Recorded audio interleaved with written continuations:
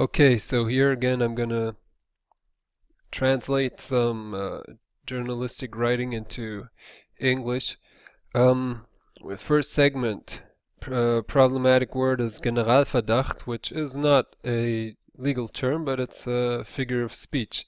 It means that everybody's a suspect of a group, or might be a legal term, but it's often used as a general term, like unter Generalverdacht stehen.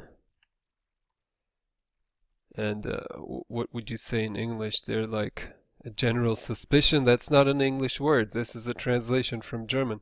So there are, so you have to do some research. You have to find out what's the appropriate term in English, in the target language, culture, for such a, so you could say like, whatever, all Muslims are blah blah blah suspects, or like I mean there's a word for it. Racial profiling is related, but there's something else. So definition, you have to look for the definition of targeting a whole group. Getting a whole group idiom or something like that. Then if that doesn't work, you can go use a collocation search like Ludwig, which I use, but I only have the free version. You can only have 10 searches. So how do you all blanket suspicion, for example, you could see if that's being used in the English corpus, or general, what did they say, general under general suspicion or something like that. You could just verify if it's ever used at all in just in English writing that is not a translation. All of them were under general suspicion, So there's 6 exact hits. Then I want to verify it on Google. I'm kind of going further than I would, but just to show how that you really need to research these terms to avoid translations that sound translated. To be under general suspicion. See, if you enter that in Google, all you get is German dictionary hits. Don't put refugees under general suspicion. Deutsche Welle. So this comes from a German news outlet. So this is not a common phrase in English. It is Dinglish. And it's just plain lazy.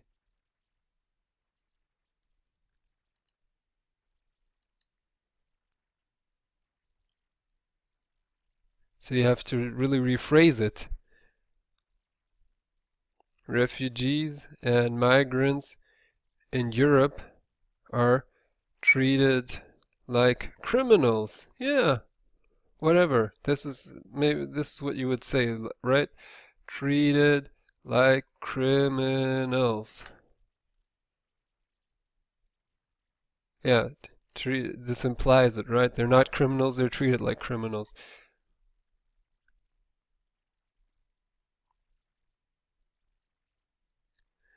This is why the means used against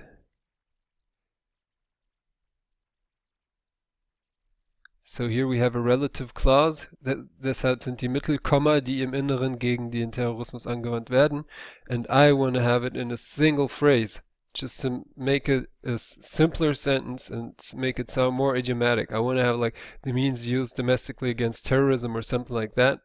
This is why the means used domestically, or this is why domestic, the means used domestically against terrorism. If you want to just make one word out of it, you would say like domestic counterterrorism measures. Counterterrorism measures. I just made this up. Let's check it. Sounds pretty Sounds like a real word, right? Doesn't sound like translated German. Counterterrorism measures. Counterterrorism measures. Homeland. Domestic counterterrorism measures. Wonderful. Yeah, so that's what you would say. So if you actually try to rewrite it and use this, develop the simplest term, you're often going to come up with a natural sounding phrase instead of having a chunky, clunky relative clause. This is why the domestic counterterrorism measures, now he's listing all these measures, right? I need to find my hyphen. Sorry, that's an M dash, right? Counterterrorism measures, surveillance. It's not monitoring, you call it surveillance. If you don't, you have to think of, I know this, but you should research it if you don't know.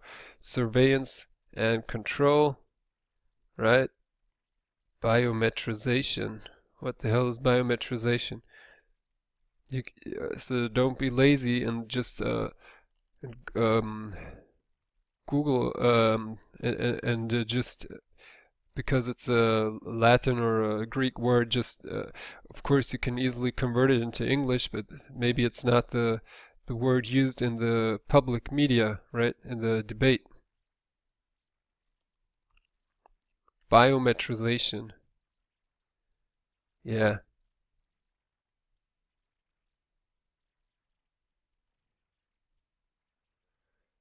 It's not used that much in English. See, a lot of the hits I'm getting are in different languages or from academic papers.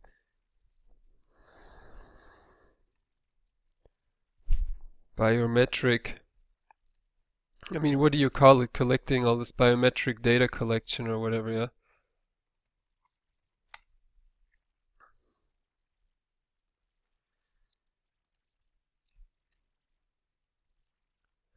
Biometrics is the technical term for body measurements and calculate. It's also used to identify individuals and groups, so let's call it biometrics, right?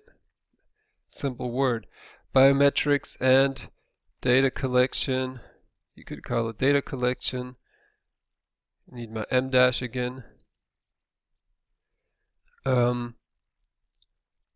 This is why the domestic counterterrorism measures, blah blah blah, so similar to those used against irregular migration from abroad. Or, well, he wants to create a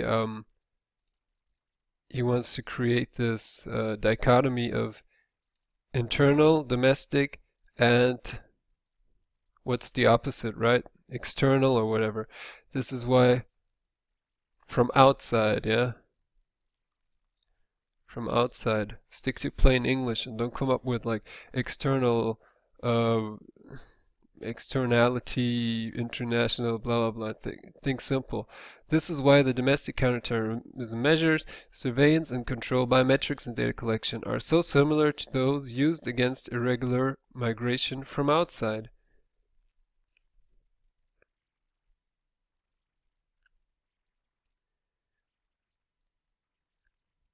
This is why I'm doing this really slow. I would do it a lot faster normally, but I'm just trying to show the thought process that goes into creating a translation. And if you want to see, yeah, right. Here on the right, you can see the machine translation. I didn't even talk about it, but the straight up translation, which is like a lot of human translators would also translate. Therefore, the means used internally against terrorism, monitoring and control, biometrization and data collection are so similar to those used to combat irregular migration.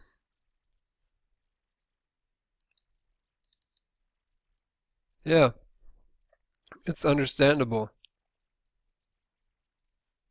I'm just my approach is to use a more spoken language, so not always have these introductory therefores and howevers like you learn in essay writing class in elementary school. Therefore, the means used internally against terrorism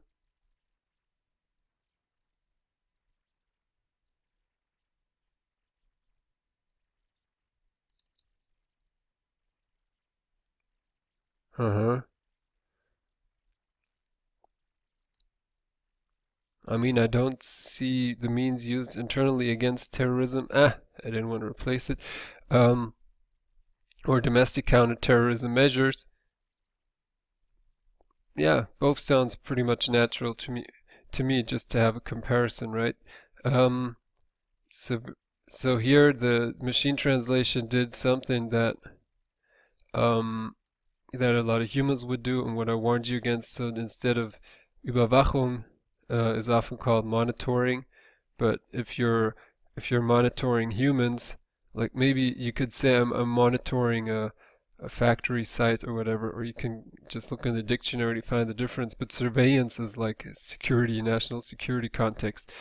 Biometrization and data collection, so that's pretty close to what I said, are so similar to those used to combat irregular migration.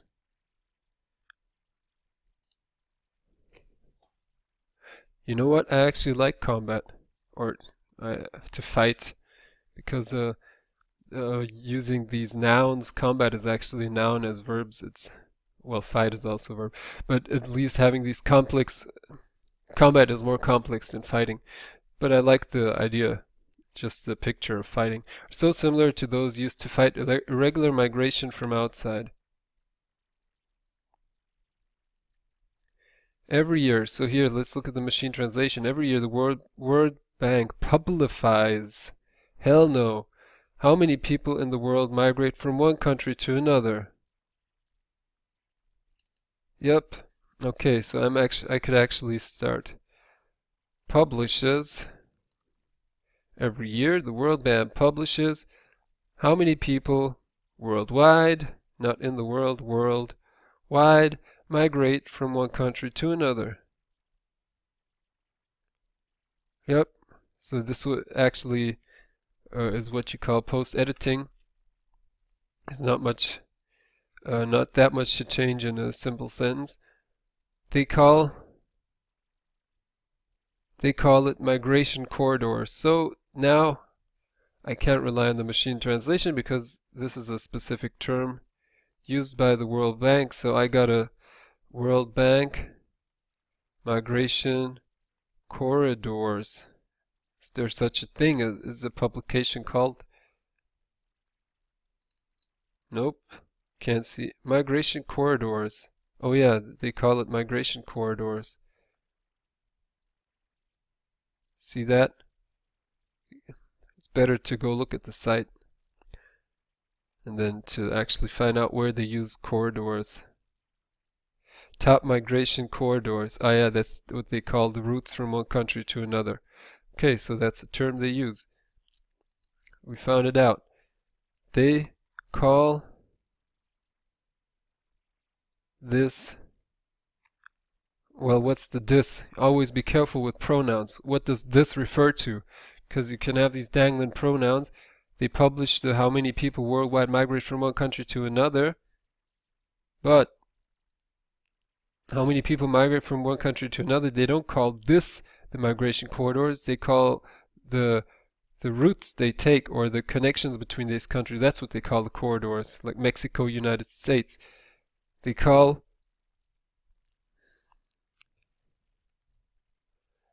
classify the routes. Be specific. It's not included here. But you're creating a new text. You're creating a target text for publication in this case. So the readers have to understand. You have to add context sometimes. They classify the routes as migration corridors. That's what they do.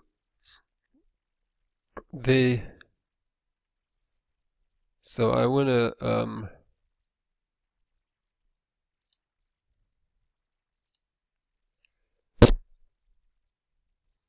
the World Bank. So can we call them they? Yeah, I'll call them they. I want to have this as one sentence. I want to split sentences in this case. They classify the routes as migration corridors.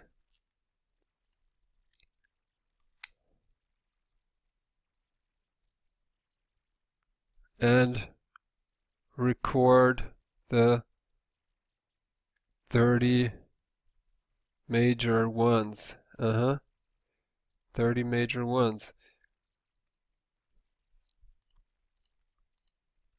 And in this case, see what a machine translation would do. Migration corridors nennt sie dies. In the source text, the writer is switching from the third person, the World Bank, to a passive construction with no subject. This is common in German. The 30 largest are recorded. It's also common in English, but it's becoming more uncommon, and I like to get it out wherever I can. I don't like to first talk about the third person and then start talk about something that's being done by you don't know who. So you always have to keep the subject visible and not keep switching subjects. They classify the routes as migration corridors and they record the 30 major ones, right?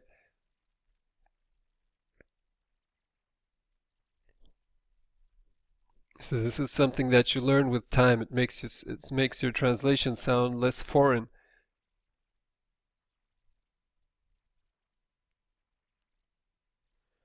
Only. Okay, there's see, and now here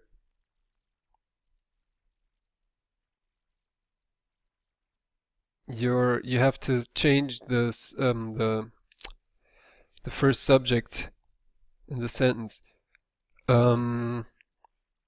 Instead of talking about the citizens, you have to talk about the country. I like to start, I like to have the sentences in order. So you start with the subject and you go from big to small. So the citizens are a part of the country. So you start the sentence with the country. And just for example, I'd like to show if you say like there's only one, there are only citizens from one country from Sub-Saharan Africa, blah blah blah. No, this puts the sentence out of focus because it's about the only one single sub-Saharan country that's on the list. So there's only one. Am I using contractions? I think not. There is only one sub-Saharan country. You don't have to say sub-Saharan African country. Sub-Saharan. How do you spell that actually? Sub-Saharan. Oh yeah, you capitalize it. There's only one sub-Saharan. You don't have to say sub-Saharan African country because there are no sub-Saharan South American countries, right? So you always have to think along. There's only one sub-Saharan country on this list.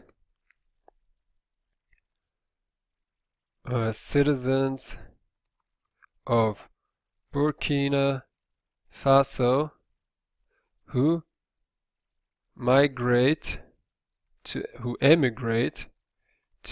Ivory Coast.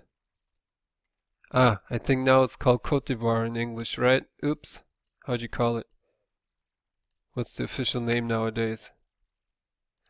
Ivory Coast. Yeah, I think it's bad taste to translate country names like in the 19th century or whatever. There's only one sub-Saharan country on this list. Citizens of Burkina Faso who emigrate to Côte d'Ivoire. There's only... but now we switched again. So we said there's only one country, but we have citizens of Burkina Faso.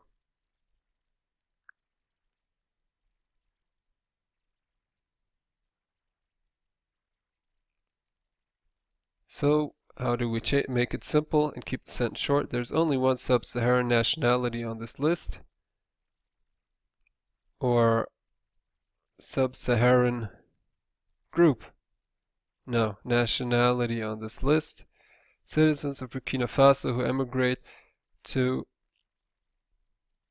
Burkina Faso, emigrate to Côte d'Ivoire.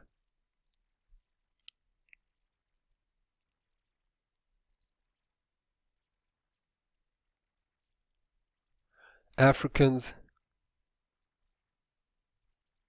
Oh, interesting. Africans in Europe. So here what I don't like is to have these cut-off sentences, and I try to rewrite it. You don't follow, like if he's saying Africans in Europe, stop. Under the migrants of this country, their number is so low. He's actually starting one sentence, interrupting it with this dash, and then he's continuing with another. So what I want to have it as one sentence and not have unnecessary dashes and commas breaking my sentence flow.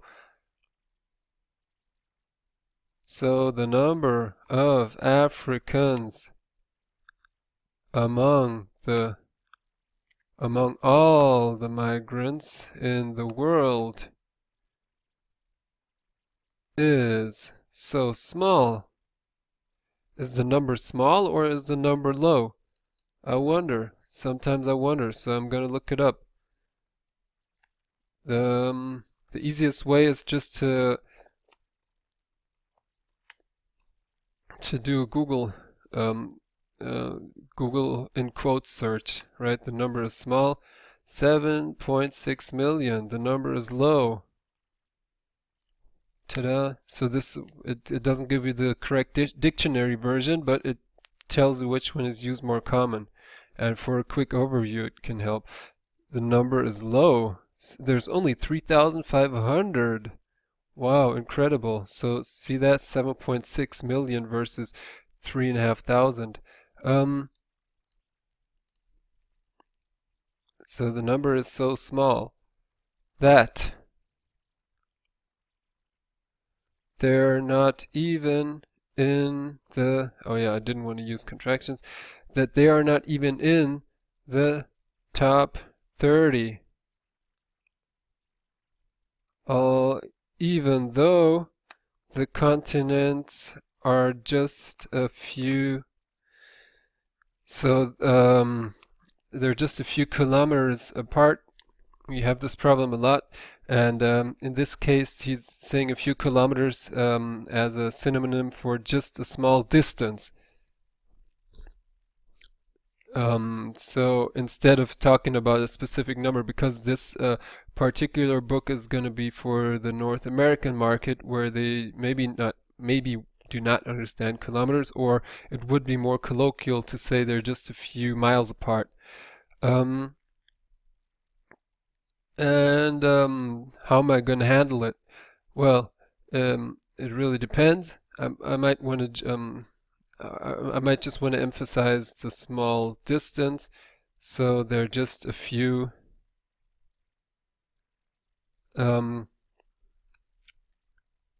miles apart. Might say that. Even though the continents are just a few miles apart. There are several choices you can make in this situation, but you got to think always of the target group. So is the sentence complete? The number of Africans among all the migrants in the world is so small that they're not even in the top 30, even though the continents are just a few miles apart. And I hope I found the shortest solution. Now let's compare it to the machine translation. So they're following the source language structure, which is usually a bad idea. Africans in Europe / this is how French people write too. Like they always start with something and then they just interrupt the sentence. Africans in Europe, among the world's migrants, their number is so small that they do not appear on the list of the top 30. See, right? Because he's saying in the list of the top 30. The top 30 is already a list. It's implied. So I'm not going to repeat in the list of the top 30. I'm not going to say it literally. This is called a tautology, when you kind of just things are implied and you spell everything out, and it makes your text completely unreadable, because people will intuitively understand they're in the top 30. It means they're on a list, despite the fact that they are only a few kilometers apart. See, this once again, despite the fact, this is completely unnecessary. And this is interesting because here the machine translation introduced this wordy construct, despite the fact, which you can say in English, but it's just not, it's not pleasant to read. It's just really bad writing. And in German, in the German, it's saying although or even though. So I'm gonna just go for even, although that's the shortest choice. And compare although to despite the fact, right? It sounds pseudo-academic, like you want to sound smart, that they are only a few kilometers apart. Maybe it's not a fact, maybe it's just a construct. They're worlds apart, who knows? So the number of Africans among all the migrants in the world is so small that they are not even in the top 30, although the continents are just a few miles apart. Yeah, a lot simpler. And I'm going very much into detail here. It's not, maybe you're thinking, oh, these are trivial differences. Yeah, if you compare sentence for sentence, you can understand the machine translation well. You can understand my translation well. But if you have a whole text which is just wordy or and literally translated and full of repeated tautologies, it's just going to be no fun. So I'm actually trying to improve the target language text without intervening too much into the meaning. So you have to always know the difference between unnecessary rhetoric and essential information included in a sentence. You have to really have a sharp eye to pick these two apart. So here, for example, essential information is 181,000 Africans, right? The facts and figures are important, and but not how you say it. If you say like a total number of 180,000 Africans, if you don't translate the total number, who cares? It's about the actual number, not about how you phrase it. So in 2016, in English, you should have, if you have a year, time information always first or last, never in the middle of the sentence, while it is possible in Germany. In 2016, 181,000 Africans crossed the Mediterranean to Europe. And see here, this is the more natural way to say it in English would be, because it's the shorter way to say it, the Africans crossed the Mediterranean to Europe.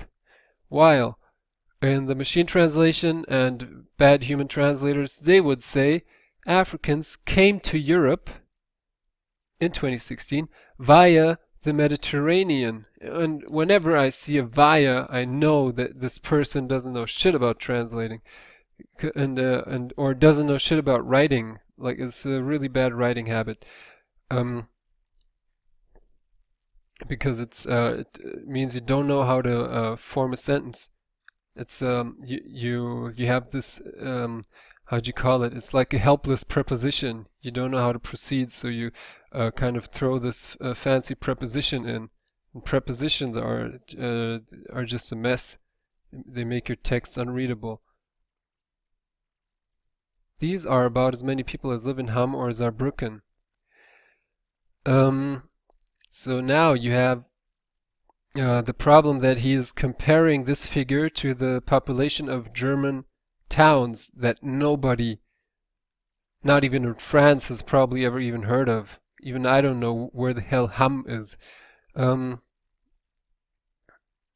So I'm gonna say maybe what he's trying, how could you rephrase it? He's trying to say that's about the size of an average German town. Okay, now if you're translating for the target American target market, they don't care how big an average German town is. So, or I think 180,000 is even a city, right? That's the size of an, what is an average city? Average city. You have to find a different measure to make it tangible.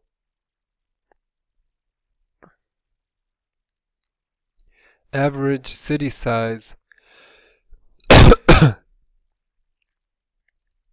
USA. Okay, so what's an average? Oh, the average city size, a population of 20,000. Oh, so 180,000 is already a big town. Of an German town. So let's say that's the size of an average German town. In Germany, you would call that a Mittelstadt, I think.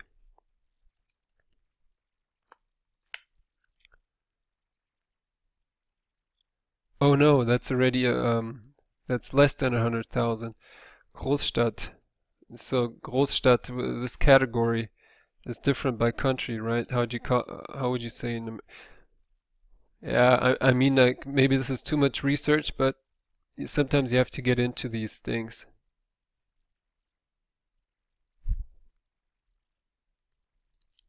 It's not a megacity. Großstadt.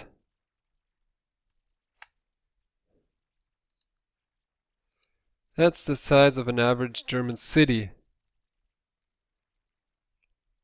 Yeah, that's the size, 181,000. No, of a larger, it's not an above average, of a larger German city. Yeah, 181,000 is the size of a larger German city. Yeah, I would go with that.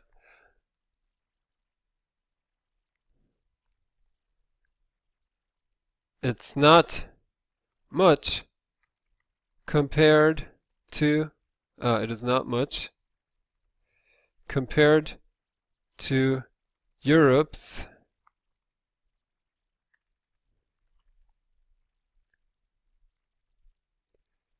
total population of,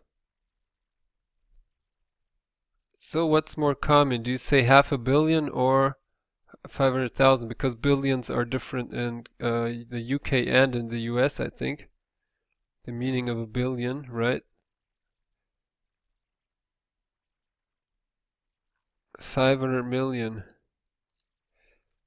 Population of 500 million. I don't think anybody would say that. A population of 500 million. A Europe with a population of 500 million. Oof, this is a European text, see? This was written by a non-native, so they're going to talk about a population of 500 million. Let's say that? Okay, US population to 500 million. Should I say? Of 500 million.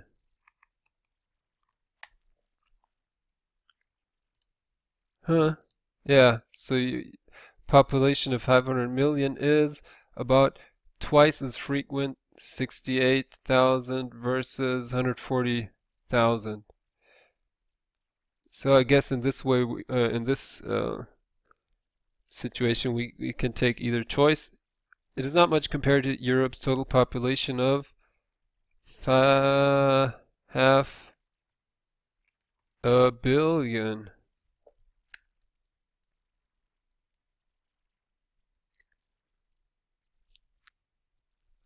However, the number of Africans arriving each year. See, I don't even look at the machine translation. I don't do MTPE in my work because it introduces too many errors. Just maybe to show something in the screencast, but normally I do everything by hand. It's just I have more control. There's a lot of thought going into it. However, the number of Africans arriving each year has doubled since 2010. But since 2010, the number of Africans arriving annually. See, I go for each year because that's the simpler choice. Might be two words, but annually already sounds more removed. It doesn't sound like popular speech. Has more than doubled. Oh, has more than doubled. Okay, see? So sometimes it does pay to look at the machine translation because I missed more than doubled. Has more than doubled since 2010. And many fear, some say it's bad style to start a sentence with but or and. I don't think so. And many fear this will continue. See, and many fear that this one continues. So even the machine translation does not take over the colon as in German, because this is not it's not used stylistically in the same way in English. And many fear colon, this will continue. Just take a look at this. I mean, the French write like this too. And many fear this will continue. Nope, not English. This will continue. And one interesting thing is the optional that. In translation, the machine translation is using the optional that. And it's highly recommended for simple writing and technical writing. And there's a study done by Mona Baker, I think, that about the optional that she studied a big corpus, and it really makes your texts more readable, but I'm not going to use it because the sentence is so short and there's no room for confusion. And many fear this will continue, not that this will continue. Okay, I've talked enough for today. I'm going to end this screencast here. If you found it interesting, you have any comments, you can leave them below or write me a message. Thanks for watching.